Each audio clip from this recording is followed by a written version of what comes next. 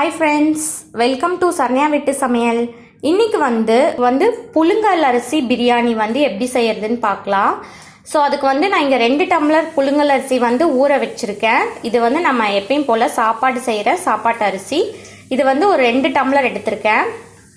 கிட்டத்தட்ட ஒரு 400 கிராம் அளவுக்கு அரிசி எடுத்திருக்கேன். ஒரு பெரிய வெங்காயம் நீல வாக்கில் கட் பண்ணி வச்சுருக்கேன். ஒரே ஒரு தக்காளி, ஒரு 2 பச்சை மிளகா, தாளிக்கருக்கு ஒரு 4-5 பீஸ் பட்டை, 2 கிராம்பு, 2 ஸ்டார் அனைஸ், 2 மராட்டி மொக்கு, 2 பிரியாணி இலை, ஒரே ஒரு கருப்பு ஏலக்காய் எடுத்திருக்கேன். நீங்கள் அதுக்கு பதிலாக நம்ம நார்மல் ஏலக்காய் கூட எடுத்துக்கலாம். இங்கே நான் அரைக்கிறதுக்கு உண்டான இன்க்ரீடியன்ஸ் வச்சுருக்கேன். என்னன்னு பார்த்தீங்கன்னா, ஒரு 4-5 சின்ன வெங்காயம் எடுத்திருக்கேன். ஒரே ஒரு ஏலக்காய், ஒரு ஸ்பூன் சோம்பு, ஒரு ஸ்பூன் கசகசா, ஒரு 4 பீஸ் பட்டை, ஒரு 2 கிராம்பு, அரைக்கிறதுக்கு ஒரே ஒரு பச்சை மிளகாயும் எடுத்திருக்கேன். அப்புறம் இங்கே ஒரு கை நிறையா கொத்தமல்லி, ஒரு கை நிறையா புதினா வாஷ் பண்ணி வச்சுருக்கேன். அப்புறம் இங்கே காய் பார்த்தீங்கன்னா கேரட், பீன்ஸ், பட்டாணி 3 எடுத்திருக்கேன். இந்த காய் அவங்கவுங்க ஆப்ஷன் தான். நீங்கள் இதில் காலிஃப்ளவர் கூட இருந்ததுன்னா ஆட் பண்ணிக்கலாம், உருளைக்கிழங்கு ஆட் பண்ணிக்கலாம், அவங்கவுங்க சாய்ஸ்க்கு ஆட் பண்ணிக்கலாம். நான் இங்கே ஒரு 3 கேரட் கட் பண்ணி வச்சுருக்கேன், தோல் சீவிட்டு வாஷ் பண்ணி வச்சுருக்கேன். ஒரு 10 பீன்ஸ் சின்னதாக பொடியாக கட் பண்ணி குழந்தைங்க சாப்பிட்ற கொஞ்சம் இது ஈஸியாக இருக்கும். ஒரு கையளவு ஃப்ரெஷ் பட்டாணி எடுத்திருக்கேன். பட்டாணி இது நான் எப்பயுமே ஃப்ரிட்ஜில் ஸ்டோர் பண்ணி வச்சுருப்பேன், ஃப்ரோசன் பீஸ் இது. ஸோ இது எப்படி ஸ்டோர் பண்ணணுங்கிற வீடியோவும் நான் ஆல்ரெடி போட்டிருக்கேன், டிஸ்கிரிப்ஷன்லேயும் கொடுக்குறேன், ஐ கார்ட்லேயும் கொடுக்குறேன், செக் பண்ணிக்கோங்க.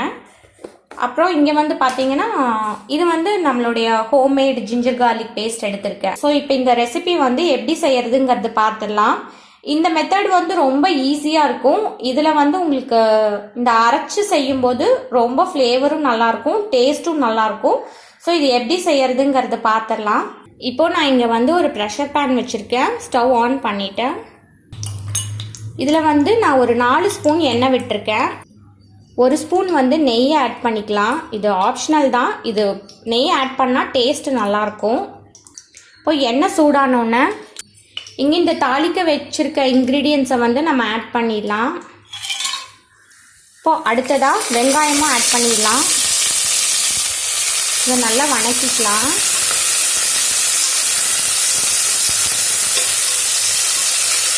இப்போ இது நல்லா வணங்கிடுச்சு.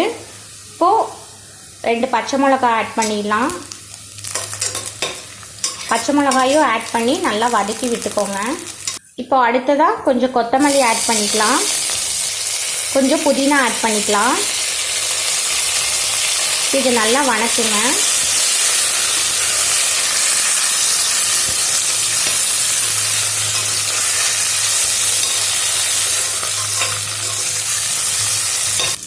இப்போ அடுத்ததாக இஞ்சி பூண்டு பேஸ்ட் ஆட் பண்ணிக்கலாம்.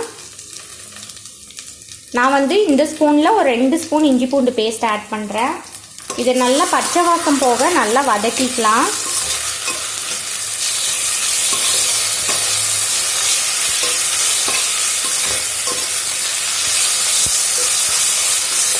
இப்போ அடுத்ததான் தக்காளி ஆட் பண்ணிக்கலாம். தக்காளி ஆட் பண்ணி நல்லா வதக்கிக்கோங்க.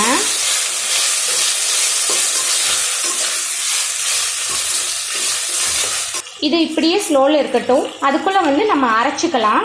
இப்போது ஒரு மிக்ஸி ஜாரில் நம்ம இங்கே எடுத்து வச்சுருக்கோம் இல்லையா, அரைக்கிற இன்க்ரீடியன்ட்ஸ் எல்லாத்தையும் ஆட் பண்ணிடலாம். இந்த வெங்காயம், பச்சை மிளகா, பட்டை, கிராம்பு, சோம்பு எல்லாத்தையும் ஆட் பண்ணிடுங்க. ஆட் பண்ணிவிட்டு இதில் கொஞ்சோண்டு புதினா, கொஞ்சமாக கொத்தமல்லி, இந்த மாதிரி ஒரு நல்ல நைஸ் பேஸ்ட்டாக அரைச்சிக்கோங்க. இதில் ஒரு அரை ஸ்பூன் மிளகாய் தூள் ஆட் பண்ணிக்கலாம். மிளகாய் தூள் ஆட் பண்ணி நல்லா கலந்து விட்டுக்கோங்க. மிளகாய் தூள் அவங்கவுங்க காரத்துக்கு தகுந்த மாதிரி ஆட் பண்ணிக்கலாம். இப்போது இதில் நம்ம இந்த காயெல்லாம் ஆட் பண்ணிடலாம். கேரட், பீன்ஸ், பட்டாணி எல்லாம் ஆட் பண்ணிடலாம்.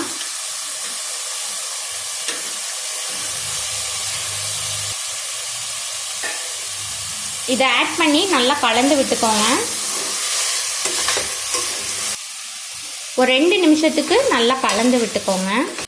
இப்போ இது நல்லா கலந்து விட்டதுக்கப்புறமா நம்ம இங்கே அரைச்சி வச்சோம் இல்லையா இந்த பேஸ்ட்டு, இதை ஆட் பண்ணிடலாம்.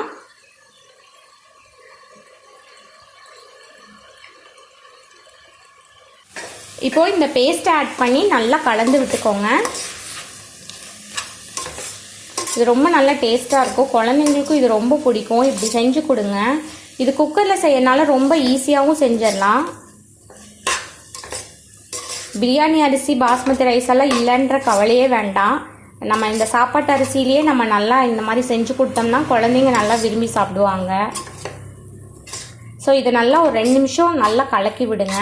இப்போ நம்ம ஊற்றின எண்ணெயெல்லாம் வந்து அப்படியே ஓரத்தில் வரும். ஸோ அது வரைக்கும் இதை நல்லா கலக்கி விடுங்க. எப்பயுமே பிரியாணி செய்யும்போது பார்த்திங்கன்னா இப்போ நம்ம இந்த மசாலாலாம் ஆட் பண்ணதுக்கப்புறம் நம்ம ஊற்றின எண்ணெய் வந்து அப்படியே பிரிஞ்சு வரணும். வர வரைக்கும் வந்து இதை நல்லா வதக்கிக்கணும். அப்போ தான் இந்த பிரியாணியோட ஃப்ளேவர் வந்து ரைஸில் நல்லா இறங்கும், சாப்பிட்றப்போ நல்லாயிருக்கும். ஸோ அது வரைக்கும் இதை நல்லா வந்து வதக்கிக்கோங்க.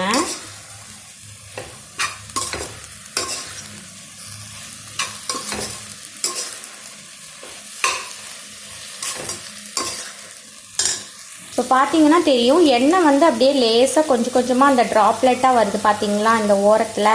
ஸோ அந்த அளவுக்கு வர வரைக்கும் வந்து நல்லா வதக்கிக்கோங்க. அப்போ காயும் வந்து நல்லா ஓரளவுக்கு நல்லா குக் ஆகிடும், மசால் வந்து நல்லா ரெடி ஆகிடும். அப்புறம் ஸோ இந்த மாதிரி வர அளவுக்கு நல்லா வந்து வதக்கிக்கோங்க. நான் வந்து 2 டம்ளர் அரிசி எடுத்துருக்கறனால நான் வந்து 4 டம்ளர் தண்ணி ஆட் பண்ணுறேன்.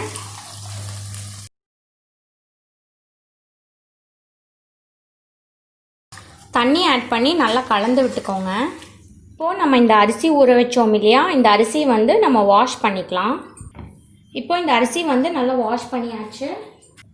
இப்போது இது நல்லா கொதிக்கட்டும். இது கொதிச்சதுக்கப்புறமா நம்ம உப்பு ஆட் பண்ணிக்கலாம். இப்போ பார்த்திங்கன்னா நம்ம ஊற்றின தண்ணி வந்து நல்லா கொதிக்குது. ஸோ இந்த சமயத்தில் வந்து நம்ம உப்பு ஆட் பண்ணிக்கலாம்.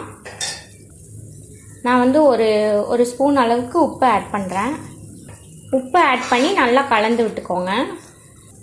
இப்போது இது நல்லா கொதிச்சிட்ருக்கு. நம்ம வந்து அரிசி ஆட் பண்ணிடலாம்.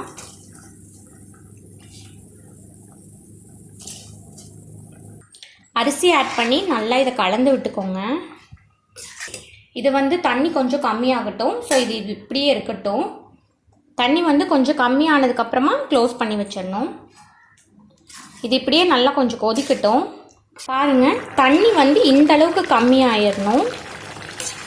இந்த அளவுக்கு தண்ணி வந்து கம்மியாயிடணும். இப்போ தண்ணி வந்து ஊற்றின தண்ணி எல்லாமே ஓரளவுக்கு கொஞ்சம் கம்மியாயிடுச்சு. இந்த அளவுக்கு மட்டும் தண்ணி வச்சுக்கோங்க. இந்த சாப்பாடு அந்த அரிசி வந்து ஒரு பாதி குக் ஆகிருக்கணும், அந்த அளவுக்கு மட்டும் வச்சுக்கோங்க. ஒரு 75% வந்து இது குக் ஆகிருக்கும் அரிசி. ஸோ அந்தளவுக்கு வச்சுக்கோங்க. இதை வந்து லிட் போட்டுடலாம். பார்த்தீங்கன்னா நான் லிட் போட்டுட்டேன். இது வந்து நல்லா ஹைலியே வச்சுருக்கேன். ஒரு 2 விசில் மட்டும் வந்தால் போதும், ஆஃப் பண்ணிடலாம். 2 விசில் வந்துருச்சு. நான் ஸ்டவ் ஆஃப் பண்ணிட்டேன். ஸோ ஃப்ரெண்ட்ஸ், இப்போ வந்து 2 விசில் வந்துருச்சு. நல்லா ஒரு 10 நிமிஷம் 15 நிமிஷம் நல்லா ஸ்டீம் அடங்குற வரைக்கும் விட்டுருங்க. உடனே ஓப்பன் பண்ணிடாதீங்க. நல்லா ஸ்டீம் போனதுக்கப்புறம் ஓப்பன் பண்ணுங்கள். இப்போ இதை ஓப்பன் பண்ணிக்கலாம். ஸ்டீம் நல்லா போயிடுச்சு. பாருங்கள், நம்மளோட வெஜிடபிள் பிரியாணி வந்து அதுவும் குக்கரில் சூப்பராக ரெடி ஆயிடுச்சு. அதுவும் நம்ம புழுங்கல் அரிசியில் நல்லா உதிரி உதிரியாக வந்திருக்கு. நல்லா இதை வந்து மிக்ஸ் பண்ணி விடுங்க. நல்லாயிருக்கும். இந்த மாதிரி செஞ்சு பாருங்கள். புழுங்கல் அரிசியில் சூப்பராக இருக்கும். இது பிரியாணி அரிசியெல்லாம் சுகர் பேஷண்ட்ஸ் எல்லாம் ரொம்ப சாப்பிட முடியாது அடிக்கடி. ஸோ இந்த மாதிரி எல்லாம் சாப்பாட்டு அரிசியில் செய்யும்போது எல்லோரும் சாப்பிட்லாம், நிறையாவும் சாப்பிட்லாம், ஒன்றும் பண்ணாது. ஸோ இந்த மாதிரியும் வந்து ட்ரை பண்ணி பாருங்கள் ஒரு தடவை.